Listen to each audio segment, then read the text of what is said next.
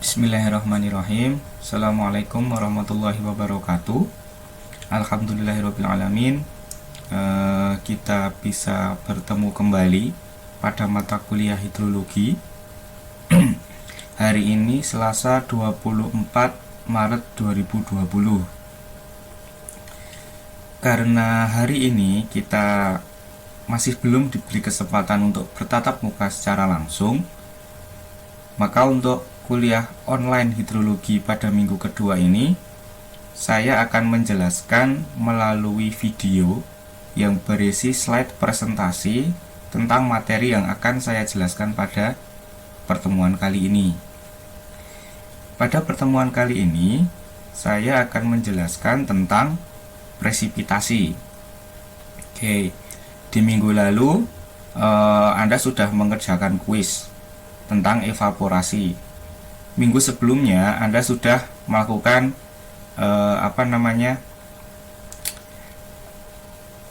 rangkuman atau resam ya, rangkuman dari materi evaporasi yang sudah saya berikan dalam bentuk PDF, kemudian Anda merangkum. Kemudian minggu lalu Anda sudah mengerjakan kuis. Nah, harapannya Anda lebih bisa mendalami tentang materi evaporasi. Nah, untuk pertemuan hari ini, kalau Anda ingat, setelah evaporasi itu apa? Ya, kondensasi kan.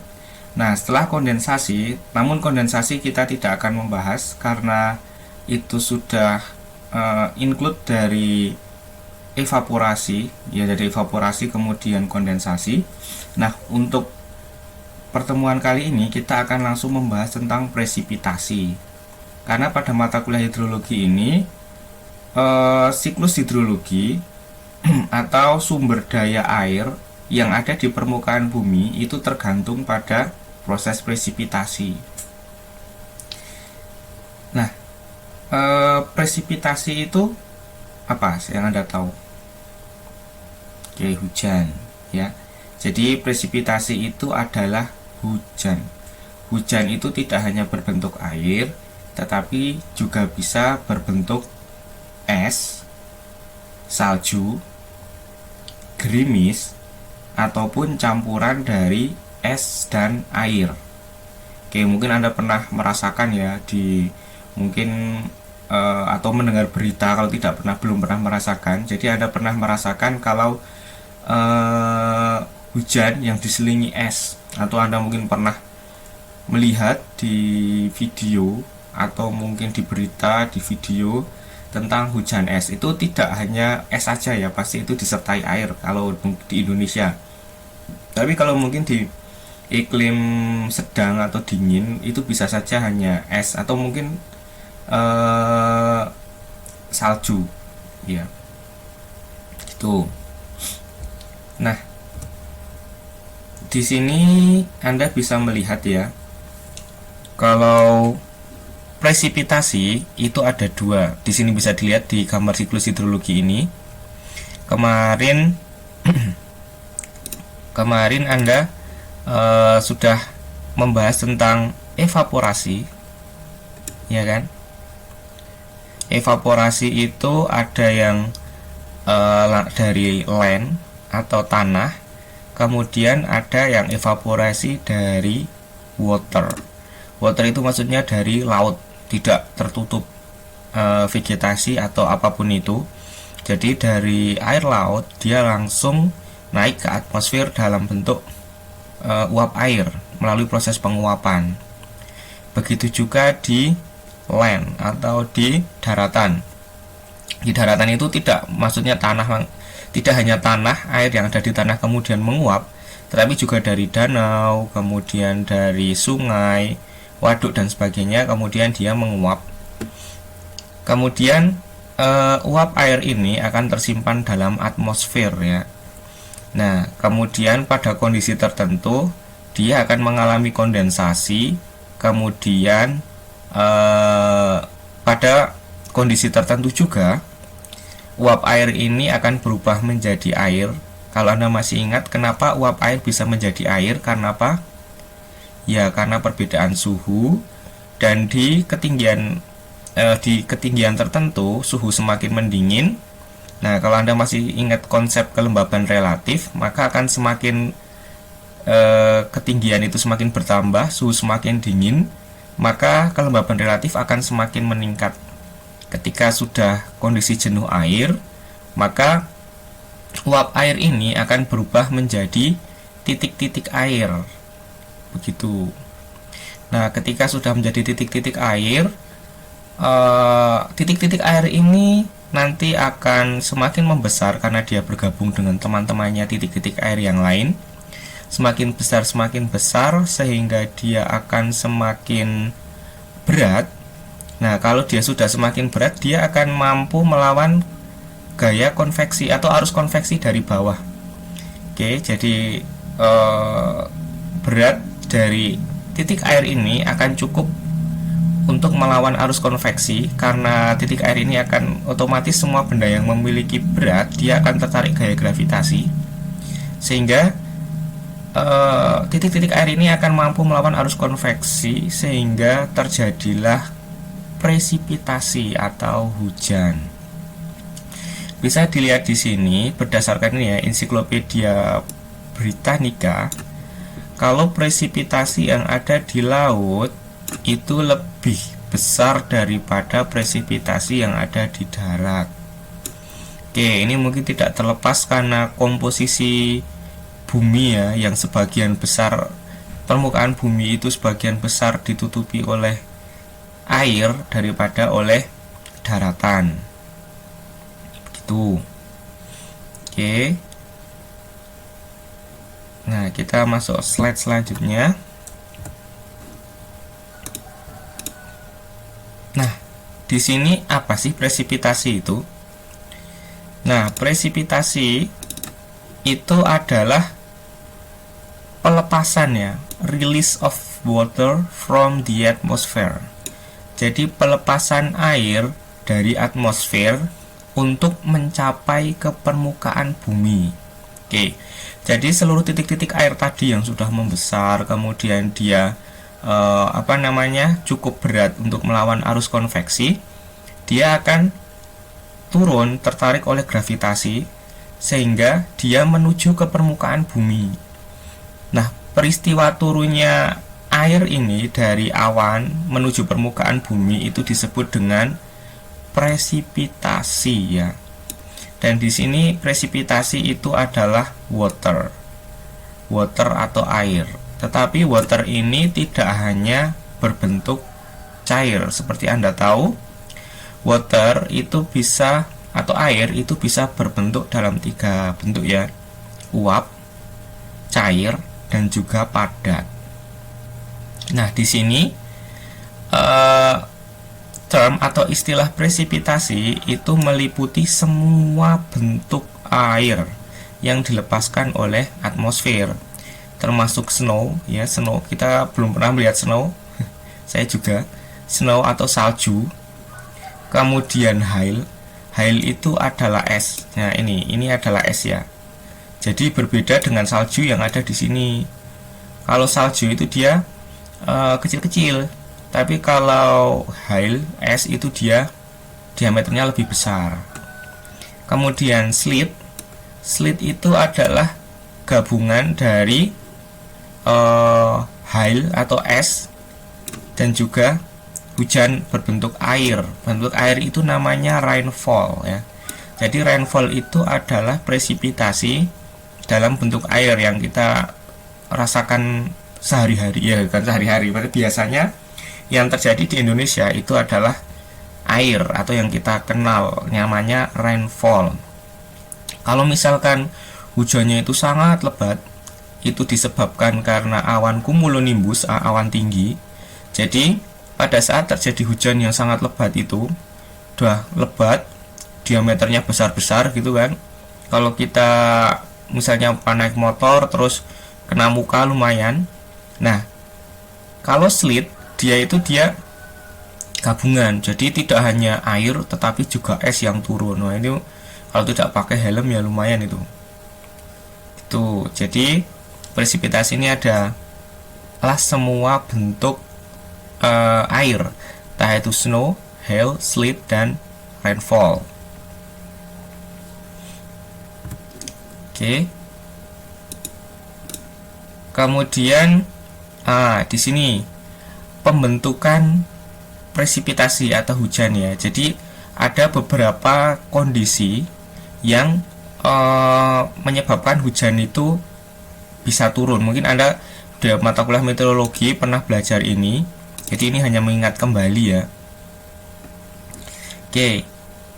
Seperti yang sudah saya jelaskan di awal, kalau kemampuan air untuk menyimpan air dalam bentuk uap air itu tergantung pada suhu. Oke. Semakin dingin udara, maka akan semakin sedikit uap air yang mampu disimpan oleh atmosfer. Oke. Jika jika sebuah hangat, udara hangat ya, udara hangat yang lembab kemudian didinginkan, oke, maka dia akan menjadi jenuh atau saturated. Nah, kemudian kalau sudah kondisi jenuh ini, water vapor atau uap air itu akan mengkondensasi atau mengalami kondensasi menjadi titik-titik air ya. Dari dia bentuknya vapor, uap air menjadi liquid atau solid water. Oke, jadi ini padat, mungkin es ya. Yang dijelaskan solid water itu misalkan ice droplet misalkan. Oke, jadi di sini pertama-tama adalah adanya udara yang mendingin. Jadi udara yang mendingin yang dia lembab, kemudian kelembaban, kemudian udaranya menjadi jenuh dan terjadilah proses kondensasi. Oke.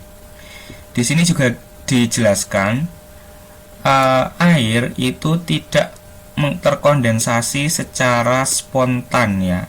Jadi dia tidak langsung serta-merta jadi jenuh langsung menjadi titik-titik air.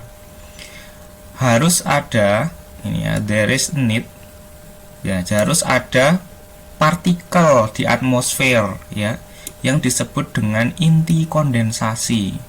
Jadi harus, selain dia jenuh air, udaranya jenuh, itu harus ada inti kondensasi. Oke, agar titik-titik air ini dapat terbentuk. Gitu. Kemudian di sini air atau droplet tadi dapat terbentuk karena inti kondensasi itu sangat kecil. Jadi inti kondensasi itu apa sih? Mungkin dulu pas meteorologi ada yang pernah bertanya tentang hujan buatan. Itu kan disebarkan inti kondensasi agar awan itu terbentuk ya, agar terbentuk menjadi titik-titik air, agar kondensasi itu terjadi.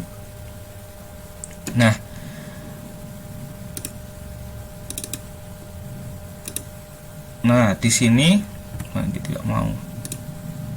Nah, di sini the water or ice droplet, air atau es itu dapat terbentuk karena inti kondensasinya itu sangat kecil. Jadi, kalaupun dia terbentuk titik-titik air, dia belum mampu melawan arus konveksi yang membawanya ke atas.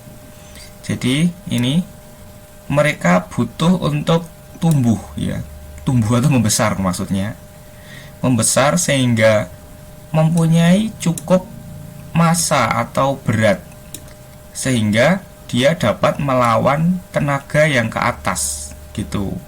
Jadi seperti tadi dijelaskan, dia mau agar ditarik gravitasi turun sehingga dia dapat terjadi hujan.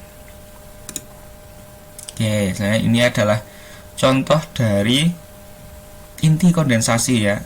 Jadi inti kondensasi itu dia mengumpulkan titik-titik air yang sangat kecil kemudian membesar.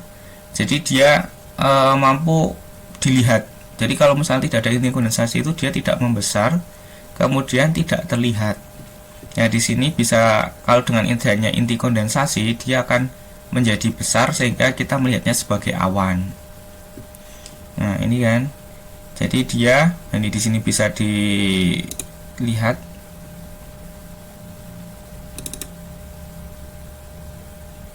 Kita mau. Nah, di sini bisa dilihat RH-nya harus 100% relative humidity. Kemudian pada saat Anda PKL, Anda tahu kan RH relative humidity. Jadi relative humidity-nya 100% agar dia jenuh air. Kemudian nah ini dia jadi dari small droplet atau apa namanya? Droplet yang kecil, titik-titik air yang kecil, kemudian membesar dan kemudian semakin besar lagi. Tuh.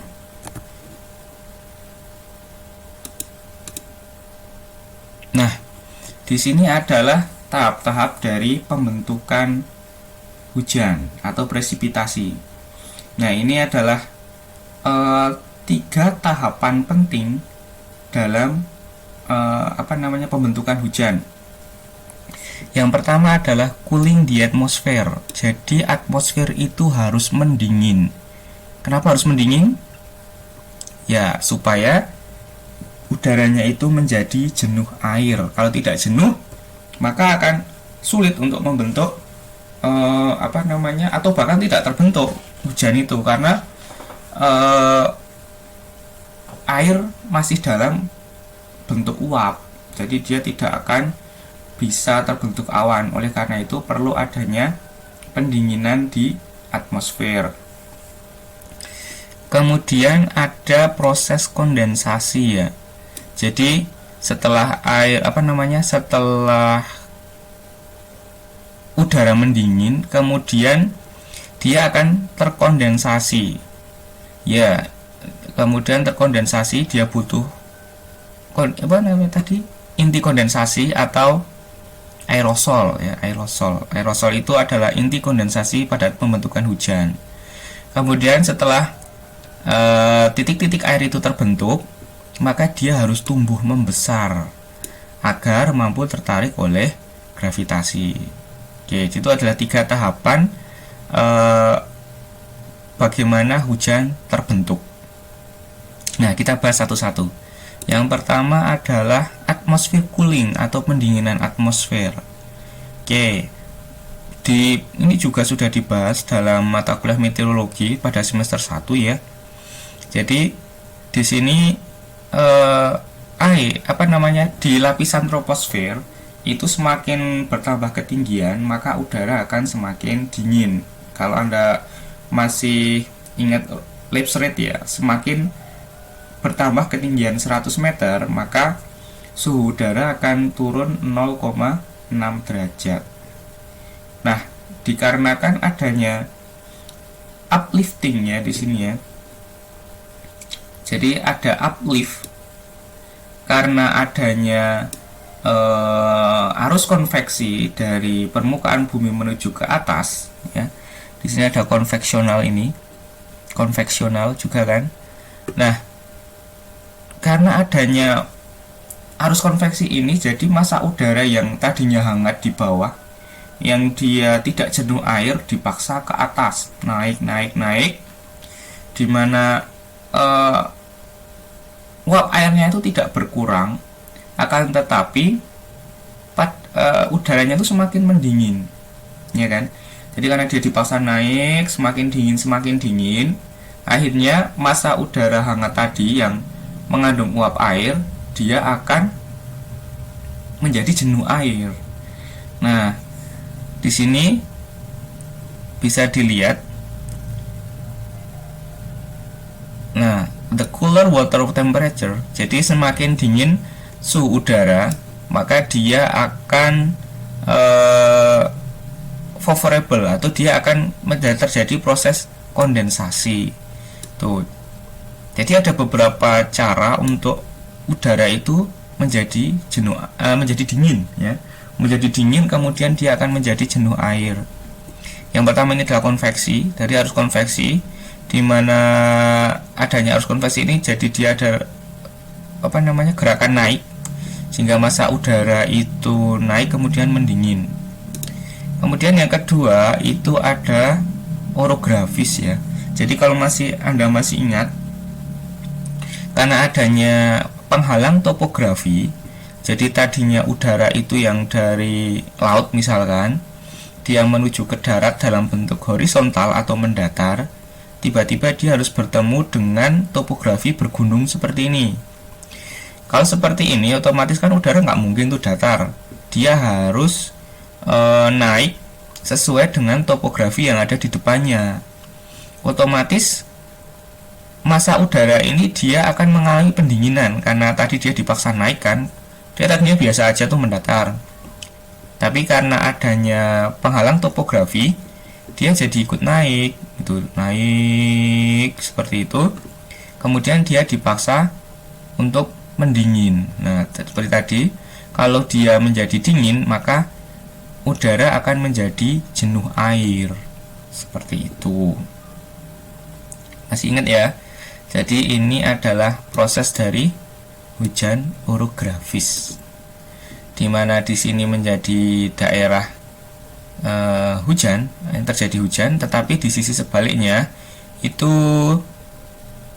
hujannya menjadi sedikit atau disebut dengan daerah bayangan hujan atau rain shadow di sini. Gitu. Kemudian yang kedua adalah condensation nuclei. Oke, jadi dia harus setelah mendingin, kemudian udara jenuh, maka dia harus terbentuk inti kondensasi, bukan inti sih, dia harus membentuk titik-titik air. Nah, titik-titik air itu membutuhkan inti kondensasi atau condensation nuclei. Nih, bisa dilihat inti kondensasi itu adalah partikel yang melayang ya, di atmosfer. Kemudian yaitu sebagai tempat pendaratan uap air agar bisa terkondensasi menjadi air, titik-titik air. Jadi udara yang jenuh air itu akan membentuk titik-titik air, dia butuh tempat pendaratan. Nah, tempat pendaratannya itu adalah inti kondensasi. Gitu. Ukurannya itu sangat kecil, kurang dari 1 mikron ya, kurang dari 1 mikron. 1 mili itu 1000 mikron, 1 meter itu 1000 mili, jadi 1000 kali 1000 sama dengan sejuta. Nah ini 1 million ya, jadi 1 mikron itu adalah 1/1000 meter atau 1/1000 milimeter. Jadi 1 milimeter itu dibagi 1000, maka itu akan sangat kecil ya. Jadi inti kondensasi itu sangat kecil, ukurannya bisa kurang dari 1 mikron atau 1/1000 mili. Oke, yang bisa menjadi inti kondensasi misalkan ini debu, partikel debu yang kecil, kemudian garam laut, dan juga smoke particle atau partikel asap. Jadi kalau kebakaran hutan Anda melihat asap, itu adalah smoke particle, itu bisa menjadi inti kondensasi. Tuh. Nah, ini contoh dari, mungkin Anda pernah melihat ini ya, aerosol ya. Jadi ada sea salt di sini, ada forest fire atau dari kebakaran hutan, dari transportasi, dari asap pabrik, gitu kan. Kemudian dari apalagi ini gunung meletus kan juga mengeluarkan abu, itu bisa jadi inti kondensasi atau dia disebut dengan aerosol. Oke, kemudian mana lagi? Dari ekstraterestrial bahkan ya, dari luar angkasa. Kemudian, nah aerosol itu akan membentuk titik-titik air sehingga awan itu terbentuk dan terjadilah hujan. Oke, tapi awan itu, jadi kita sering melihat awan, ada awan tapi kok tidak terjadi hujan. Nah, itu kenapa? Nah, karena harus ada syarat yang ketiga, yaitu water droplet growth, atau titik-titik air itu harus membesar agar dia bisa ditarik oleh gravitasi bumi dan melawan arus konveksi. Oke.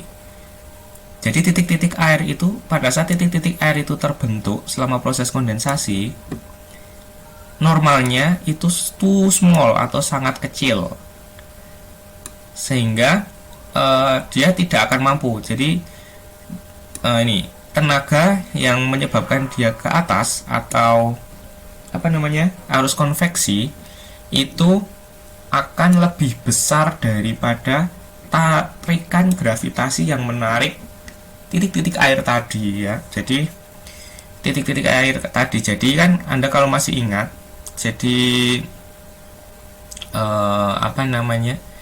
berat itu sama dengan M kali G ya, massa kali gravitasi, sehingga kalau massanya semakin besar maka dia akan semakin berat. Jadi di sini tenaga gravitasi itu masih lebih kecil daripada upward drop ini ya. Jadi force from the upward, jadi tenaga yang mengarah ke atasnya itu lebih besar sehingga dia tidak bisa jatuh. Oke. Nah, karena masalah ini, droplet atau titik-titik air itu dia butuh untuk menjadi besar. Nah, dari ukurannya 1 mikron tadi ya, 1/1000 mm itu menjadi 3000 mikron atau 3 mm. Jadi paling tidak titik-titik air itu membesar jadi 3000 mikron atau 3 mm agar dia itu cukup berat dan mampu melawan arus konveksi yang mengarahnya ke atas. Oke. Gitu ya. Jadi ini tekanan itu mempengaruhi ini tekanan yang ada di sekitar titik-titik air itu akan menyebabkan titik-titik air itu membesar selama proses kondensasi. Ya, walaupun itu prosesnya adalah lambat. Seperti itu. Nah, ini contohnya adalah teori. Jadi, teori collision. Teori collision itu dia menyatakan bahwa pertumbuhan awan itu disebabkan karena titik-titik air yang kecil itu bergabung menjadi titik-titik air yang lebih besar. Itu namanya collision ya. Nah, ini adalah ilustrasinya. Gitu. Ini adalah tabel yang tadi di depan tadi. Rain. Rain itu adalah presipitasi dalam bentuk hujan. Jadi ada klasifikasi presipitasi ya tadi. Jadi di depan rain atau hujan berbentuk air itu liquid water. Liquid itu air ya. Jadi cair maksudnya. Jadi air yang berbentuk cair yang berukuran setengah hingga 7 mm diameternya.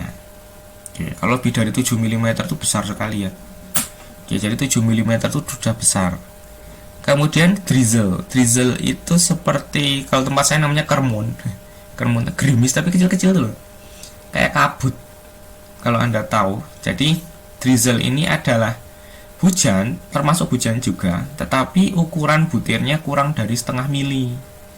Jadi amat sangat kecil. Jadi mungkin kalau pagi hari kemudian berkabut, Anda menerobos kabut itu pasti Anda akan menjadi basah. Yang menyebabkan Anda basah itu bukan rain, tapi drizzle. Kemudian sleet, ini ya, kombinasi antara snow atau es dan hujan. Dan snow itu dia ya salju ya. Kemudian hail itu adalah es yang dia itu bulat ya, ball of ice. Jadi es yang seperti bola yang dia ukurannya 5 sampai 125 mm. Besar sekali, 125 mm. Nah, di sini sebelumnya kita udah bahas tentang presipitasi ya, proses-prosesnya. Nah, di sini kita akan membahas tentang distribusi hujan. Oke. Jadi karena kondisi geografis tiap wilayah itu berbeda-beda. Jadi tadi 3 syarat tadi agar terjadi hujan ya, cooling the atmosphere atau pendinginan atmosfer, kemudian condense into nuclei atau perubahan dari uap menjadi titik-titik air, dan yang terakhir adalah growth of the droplet atau pertumbuhan dari titik-titik air itu menjadi besar. Nah, kondisi wilayah tiap-tiap daerah itu kan pasti berbeda-beda. Maka di sini terjadi perbedaan curah hujan. Oke. Precipitation distribution atau distribusi hujan itu akan berbeda-beda tiap wilayah tergantung atas kondisi. Misalkan di suatu daerah kan tidak semuanya bergunung ya, jadi tidak semuanya bergunung, jadi mungkin orografis itu juga tidak terjadi. Makanya di daerah pegunungan itu lebih banyak hujan karena adanya tadi orografis yang memungkinkan hujan itu peluangnya terjadi hujan itu lebih besar di daerah dataran tinggi karena adanya orografis. Massa udara dipaksa naik karena adanya penghalang atau gunung tadi. Nah, di sini bisa Anda lihat amount of precipitation. Jadi hujan yang jatuh di suatu lokasi itu bervariasi secara temporal atau waktu, dan juga spasial dan temporal. Jadi hujan itu dari waktu, jadi kita ada musim kemarau, musim hujan, juga mungkin satu bulan itu hujannya bisa berbeda-beda, kadang deras, kadang gerimis gitu kan. Kemudian secara spasial mungkin di Solo hujan, di Wonogiri tidak hujan, di Karanganyar hujan deras, di Sragen tidak hujan gitu kan. Nah, itu terjadi variasi hujan secara spasial dan temporal. Temporal itu waktu, spasial itu ruang. Gitu. Kemudian presipitasi itu penyebabnya bisa dibagi menjadi dua ya, ada yang statik dan dinamis. Ada yang statis itu tetap, dan dinamis itu yang dia berubah-ubah. Penyebab statis yang tetap itu adalah altitude ya, ketinggian ya. Ketinggian tempat itu tidak bisa dirubah. Kecuali Anda mau memotong gunung itu bisa. Kemudian aspect and slope itu adalah arah hadap lereng dan kemiringan lereng. Oke. Jadi kayak arah hadap lereng, kemudian kemiringan lereng itu tidak bisa diubah. Oke. Kemudian ini adalah contohnya ya, tadi ketinggian, aspect and slope. Jadi ada ketinggian, arah hadap lereng, dan juga kemiringan lereng. Itu adalah faktor penyebab statis terjadinya hujan. Oke. Akibat bervariasinya karena perbedaan ini tadi. Kemudian yang secara dinamis itu dia yang kondisinya berubah-ubah. Oke. Ya, di sini penyebabnya adalah cuaca ya, variation of the weather. Weather itu cuaca. Oke, jadi penyebab dinamis atau penyebab secara dia berubah-ubah itu adalah variation of the weather atau hujan dari cuaca. Dari kondisi cuaca itu seperti kelembaban udara, kemudian suhu, apalagi angin, arah angin, kemudian apalagi yang berubah-ubah, itu kayak unsur-unsur cuaca ya, penyinaran matahari gitu. Jadi di sini unsur-unsur cuaca itu termasuk dalam pengaruh yang dinamis atau berubah-ubah. Jadi dia bisa berubah-ubah sepanjang waktu gitu. Nah, kalau secara spasial, nah, di geografi ya, Anda mungkin sudah sudah praktek ya tentang pembuatan peta hujan ya. Kalau di praktikum hidrologi mungkin Anda sudah praktik ini. Jadi peta sebaran hujan itu bisa digambarkan. Jadi wilayah mana sih yang sering terjadi hujan, wilayah mana yang lebih jarang terjadi hujan. Nah, di sini bisa kita gambarkan. Nah, contoh yang ada di layar ini adalah isohyet ya. Isohyet. Jadi ada isohyet, ada polygon Thiessen, ya kan? Jadi Anda sudah melakukan penggambaran atau melakukan praktik menggambar peta. Nah, di sini adalah isohyet. Ya, Anda isohyet itu kenapa? Isohyet itu cara buatnya seperti apa? Oke. Kemudian ini adalah contoh curah hujan seluruh Indonesia. Oke. Dari sini isohyet. Isohyet itu coba jelaskan nanti isohyet di komentar ya. Yang Anda tahu, coba Anda ulangi lagi isohyet dan polygon descent. Nah, di sini adalah, nah ini curah hujan rata-rata nih. Curah hujan Juni 2017 seluruh Indonesia. Bisa dilihat semakin hijau dia semakin tinggi curah hujannya. Seperti kita tahu Juni itu adalah musim kemarau. Makanya di Sumatera, Jawa, dan Kalimantan itu sebagian adalah kuning atau dia itu curah hujannya rendah. Oke, jadi nanti kita bahas. Jadi pola hujan di Indonesia itu ada 3 ya. Ada monsun. Jadi kalau misalkan Anda musim kemarau itu bulan April sampai Oktober, kemudian hujan itu Oktober sampai April, itu hanya berlaku pada wilayah Indonesia yang mengalami iklim monsun ya. Iklim monsun itu hanya terjadi di Pulau Sumatera, Pulau Jawa, sebagian Kalimantan, dan Nusa Tenggara. Bali, Nusa Tenggara itu monsun.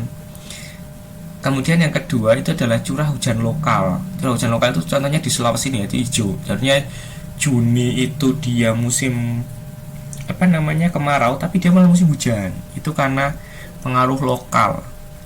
Oke, jadi dia kebalikan. Jadi yang lain kemarau dia hujan, yang lain hujan dia kemarau, itu adalah lokal. Kemudian ada pola ekuatorial itu di Kalimantan, di mana di sana ada terjadi 2 puncak musim hujan dan tidak ada musim kemarau. Nah, ini contohnya mungkin di Kalimantan yang agak utara dan Kalimantan Timur ini ya, agak hijau itu dia. Tapi dia tidak setinggi yang lokal, hijau sekali. Oke, kemudian ini polygon descent. Mungkin Anda sudah membuatnya ya. Ini mana tadi? Nah, ini polygon descent. Oke.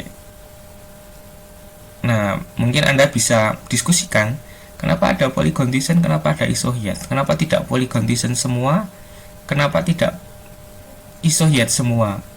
Nah, di sini Anda bisa melihat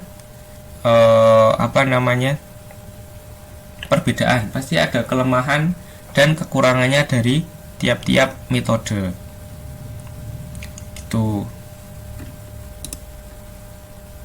Kemudian pengukurannya. Jadi agar Anda bisa agar Anda bisa membuat isohyet atau polygon descent, Anda perlu data hujan. Nah, data hujan itu didapat dari pengukuran atau rainfall measurement atau pengukuran curah hujan. Oke. Jadi pengukuran curah hujan di sini bisa dilihat untuk mengetahui berapa banyak curah hujan yang jatuh pada suatu wilayah. Nah, mungkin Anda yang sudah praktikum, Anda sudah tahu curah hujan itu satuannya apa? Ya, milimeter. Kemudian Anda dari milimeter itu kemudian stasiun hujan itu bentuknya titik. Jadi stasiun hujan itu bentuknya titik, maka kita perlu menggeneralisir dari titik stasiun hujan itu ke wilayah di sekitarnya. Nah, yang metode yang dikenal itu ada polygon descent dan isohyet. Ini tujuannya untuk menggeneralisir dari data hujan yang bentuknya titik dari hujan yang bentuknya poin, stasiun hujan yang bentuknya poin atau titik, itu digeneralisir menjadi area ya, atau poligon. Jadi bentuknya titik sini kemudian menjadi poligon. Jadi digeneralisir. Jadi misalkan C ini kan, jadi wilayah yang berwarna biru seperti ini dianggap curah hujannya itu sama. Seperti itu. Oke. Jadi hujan biasanya diukur melalui ketebalannya ya, ketebalan yang dia satuannya adalah milimeter atau inci, tapi tempat kita milimeter. Jadi itu adalah ketebalannya. Jadi ketebalan hujan yang jatuh pada satu daerah. Misalkan misalkan ini di sini, misalkan pada poligon Thyssen ini di C, misalkan dalam 24 jam itu terjadi hujan. Jadi stasiun C itu mengukur ketebalannya misalkan 24 mili gitu ya, 24 mili. Maka pada area biru ini, pada area ini poligon C ini yang di cover oleh stasiun C, maka wilayah ini semuanya mendapatkan, dianggap di semua yang poligon C itu curah hujannya atau ketebalan hujannya adalah 24 mm. Itu 24 mm besar atau kecil? Kelihatan kecil, tetapi kalau misalkan dikalikan, misalkan wilayahnya ini adalah 200 hektar misalkan. 200 hektar dikalikan 24 mili ada berapa? Silakan hitung. Anda post di komentar ya. Oke. Begitu.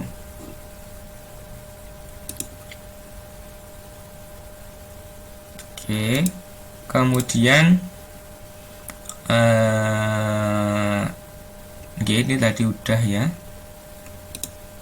Nah, data hujan itu harus secara continuous atau keberlanjutan. Makanya kalau untuk menentukan iklim itu kan dia datanya selama 30 tahun minimal kan. Maka data itu tidak boleh terputus selama 30 tahun. Kalau terputus ada beberapa metode untuk mengisi keterputusan itu. Oke. Jadi di sini misalkan data curah hujan selama 10 tahun. Jadi stasiun hujan kalau Anda melihat itu biasanya di bandara. Bandara di Sumarmo itu ada pasti stasiun hujan.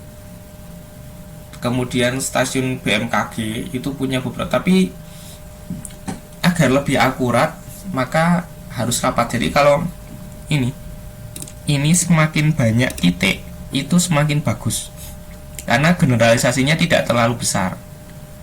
Gitu. Jadi di sini bisa dilihat selama 10 tahun dari bulan, jadi selama 1 tahun dicatat curah hujan per bulan ya. Jadi memang data curah hujan itu biasanya per bulan. Curah hujan itu per bulan, kemudian selama sebulan itu ketebalan hujannya berapa dicatat. Nah, biasanya untuk mencatat curah hujan itu petugas BMKG itu mencatatnya pagi hari jam 7. Itu dicatat setiap jam 7, dicatat tiap hari selama 10 tahun. Ini bisa Anda bayangkan ya kalau Anda berminat menjadi pegawai BMKG seperti itu. Jadi tiap hari mencatat. Ada sih yang otomatis tapi tidak banyak. Kalau otomatis mah tinggal lihat komputer, tapi kalau untuk yang manual itu petugas harus mencatat, kemudian kemudian ditulis dalam catatan, di log gitu, logbook gitu. Kemudian jadilah seperti ini. Ini adalah hasil olahannya selama 10 tahun di mana curah hujan per bulan. Ini bisa dilihat ya. Tuh. Kemudian alat penakar hujan, namanya apa? Alat penakar hujan? Ya, rain gauge ya. Atau mungkin yang agak canggih itu namanya umbrometer. Umbrometer itu yang bentuknya seperti termos raksasa itu loh. Oke, itu namanya umbrometer. Ini sini saya tidak mencantumkannya. Mungkin Anda bisa googling sendiri ya, umbrometer gitu. Itu nanti bentuknya kayak termos gitu. Nah, di sini adalah rain gauge sederhana. Anda pernah membuatkan dari botol. Nah, untuk membuat rain gauge itu atasnya harus kerucut seperti ini ya. Jadi atasnya dibiarkan terbuka, kemudian ada kerucut seperti ini. Fungsi kerucut itu apa? Untuk mengurangi penguapan. Kalau misalnya ini tidak kerucut, dibiarkan terbuka, misalkan tidak terjadi hujan, dia akan menguap, maka ini nanti tidak akurat nanti. Karena banyak yang menguap, akhirnya dia menipis, kita ngitungnya salah. Jadi ini harus dibuat kerucut seperti ini untuk mengurangi penguapan ya, kerucut seperti ini ya, ini loh kerucut. Nah, jadi dia masuk ke dalam tabung, kemudian diukur ketebalannya berapa ya kan, diukur ketebalannya berapa sehingga dicatat dalam tadi itu, sehingga dicatat terus menerus sampai 10 tahun ya, terus menerus lah. Oke, begitu untuk analisis cuaca dan iklim. Nah, selain menggunakan, ini namanya stasiun bumi ya, jadi bentuknya titik-titik gitu, bentuknya titik-titik, sehingga Anda harus menggeneralisirnya melalui teknik isohyet ataupun teknik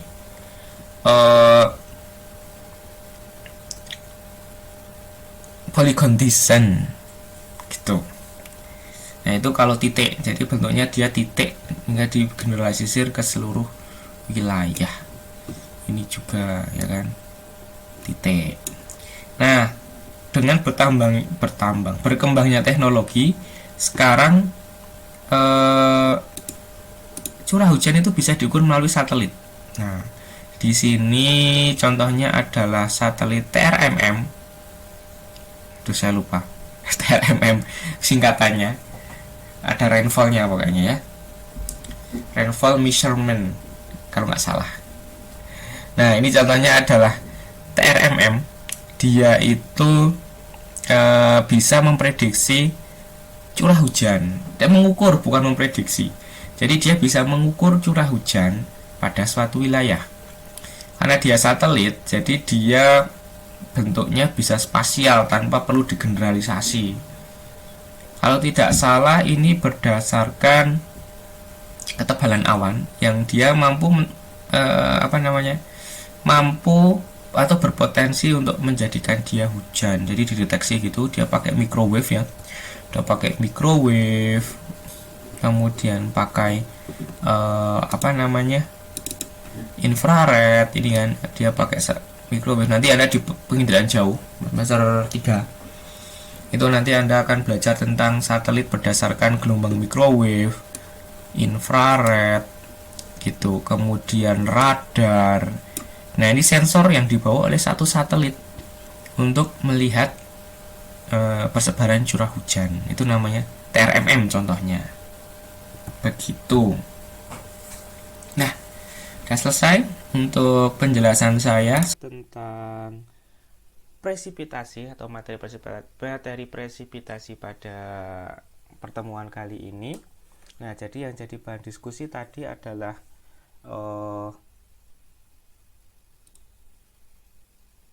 metode mana yang lebih baik atau cocok mungkin ya. Metode isohyet dan metode polygon descent itu lebih cocok diterapkan pada daerah yang seperti apa. Kemudian apa kelebihan dan kelemahan dari metode isohyet dan polygon descent.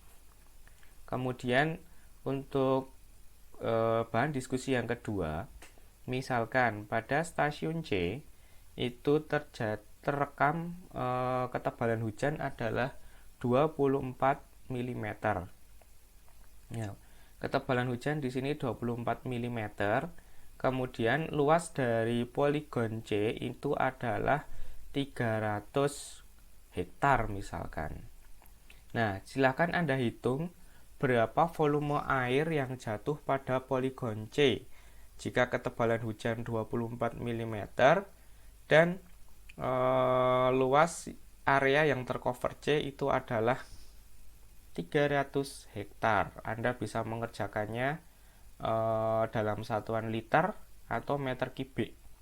Oke, silakan Anda coba, kemudian nanti tulis di komentar ya.